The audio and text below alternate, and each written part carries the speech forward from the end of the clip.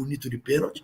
Aliás, o Zé Trajano fez referência ao nosso goleirinho da Sub-17, que pegou 2 pênaltis Não, 3 contra o Paraguai. 3 contra o Paraguai e 2 contra a França hoje, não é isso? Mas durante o jogo ele pegou um outro pênalti. Isso.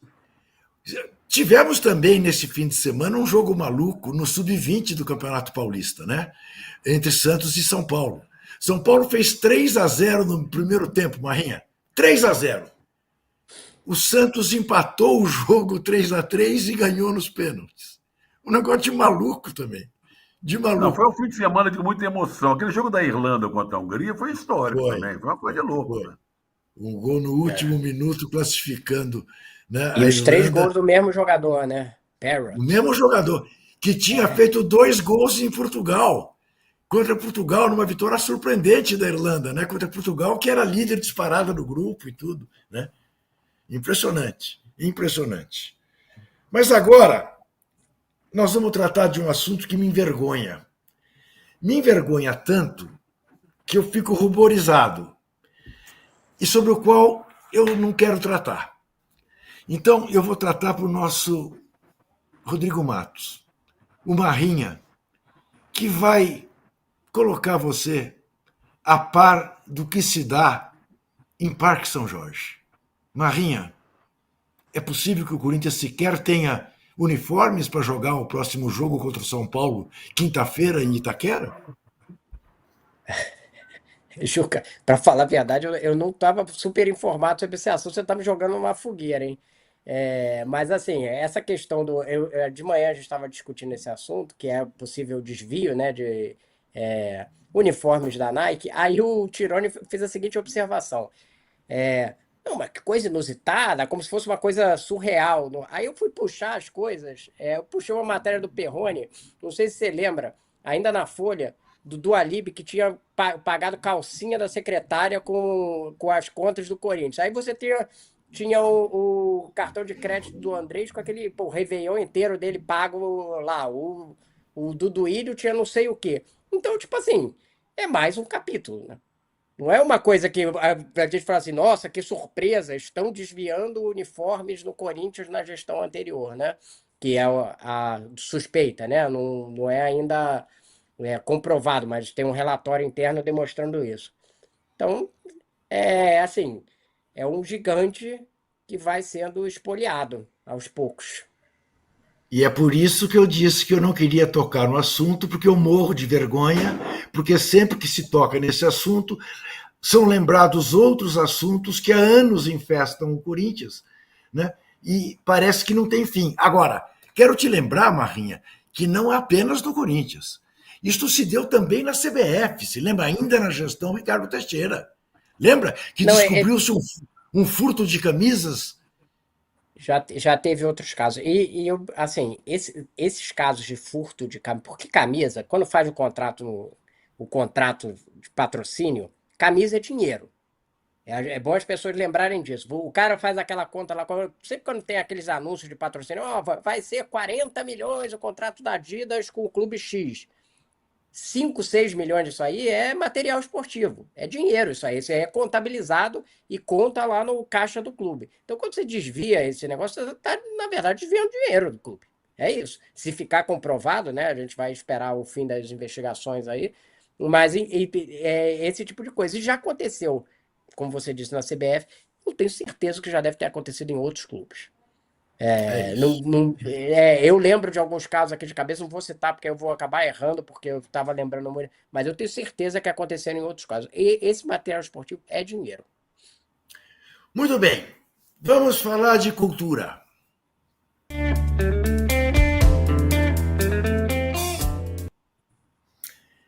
E vamos abrir a nossa sessão de cultura com uma nota muito triste. Uma nota em homenagem ao grande Jardim Macalé, sobre quem nosso Zé Trajano falará.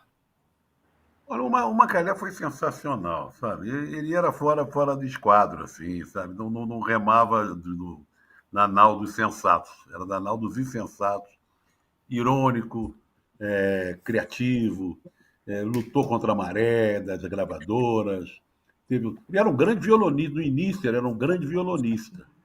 Se não me engano, eu assisti o show, o famoso show Opinião, com Zequete, João do Vale, Nara Leão, eu vi já com a Bethânia no lugar, a Bethânia começando, com 19 anos, no lugar da Nara.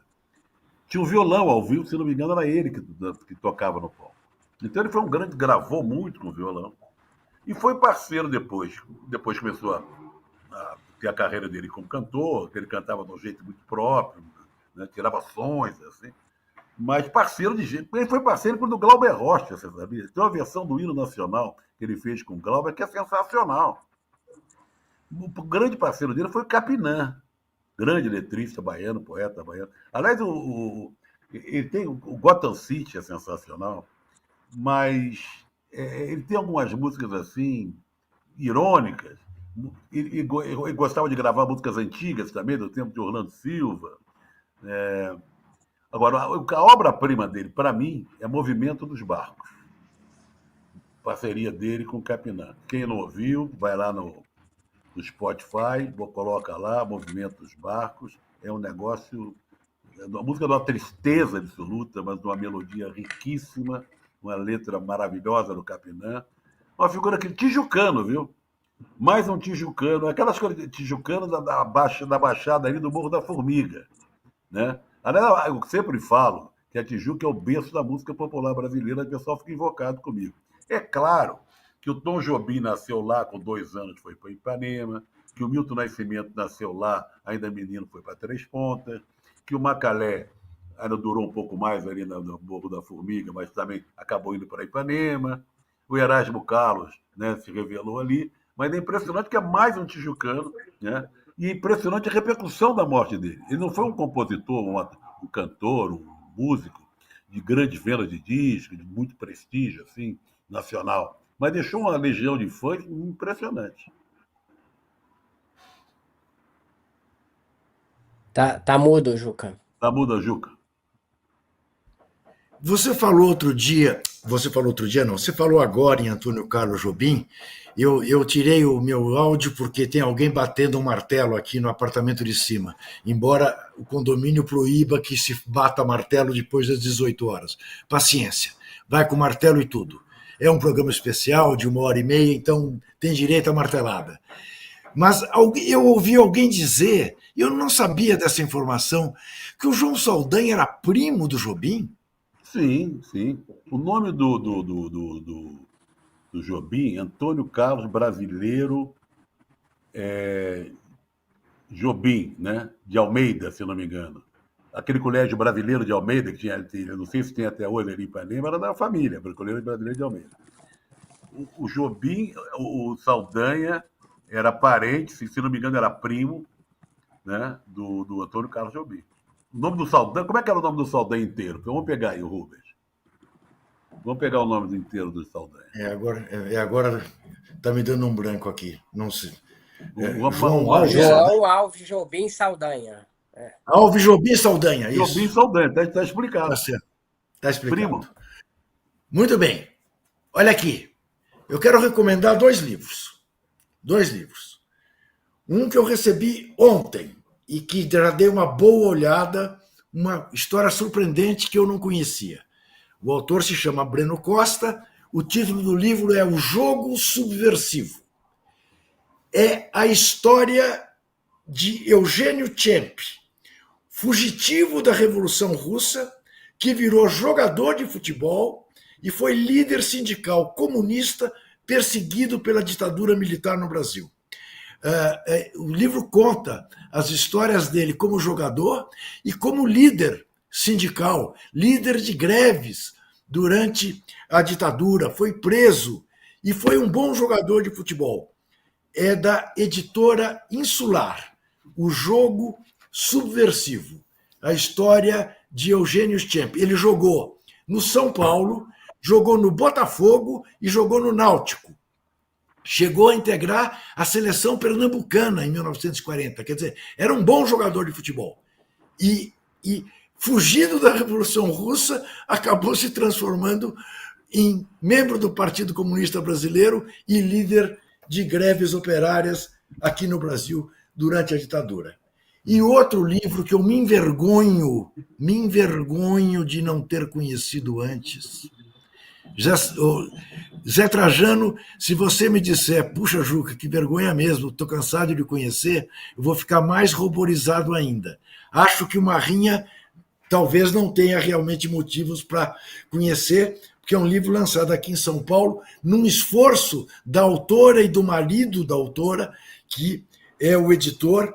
Este livro, Futebol Feminino no Brasil, da Aira Bonfim, que é uma baita pesquisadora aqui do Museu do Futebol, tese sobre futebol, e é um livro, além de contar a história do futebol feminino, quando ele surge no Brasil em 15, até 41, quando ele é proibido por Getúlio Vargas, é um livro lindo de se ver. É um livro... É que aqui não dá para mostrar, porque esse meu dedo impede que eu mostre direito. Essa foto é de quando, Juca? A foto da capa? A Porque foto da parece capa é dos ser 15, primórdios. 20. É dos primórdios do futebol Porque tem essas feminino no Brasil. touquinhas, né, que os homens também Isso. usavam, enfim. O livro é graficamente lindo, muito bem cuidado. É uma beleza de um livro, mas é uma beleza. Eu não terminei ainda a leitura, mas pelo que eu li, e ela fez uma dedicatória carinhosíssima. Juca por uma história do futebol mais plural e democrática, com carinho, Aira Bonfim, novembro de 25. Eu recomendo vivamente, e recomendo o seguinte, recomendo a editora Cassimano. Entra no Google, procura, foram feitos 2.000 exemplares, e ela me disse que está em vias de esgotar. Portanto, quem tiver interesse, vale a pena. Eu só não mostro mais páginas dele, que, como vocês sabem, eu já disse aqui, jogando basquete, enterrei, faltando 8 segundos para acabar o jogo, fiz a cesta da vitória, meu time foi campeão, mas eu quebrei o dedinho, vou ficar ainda mais 3 semanas com essa tala.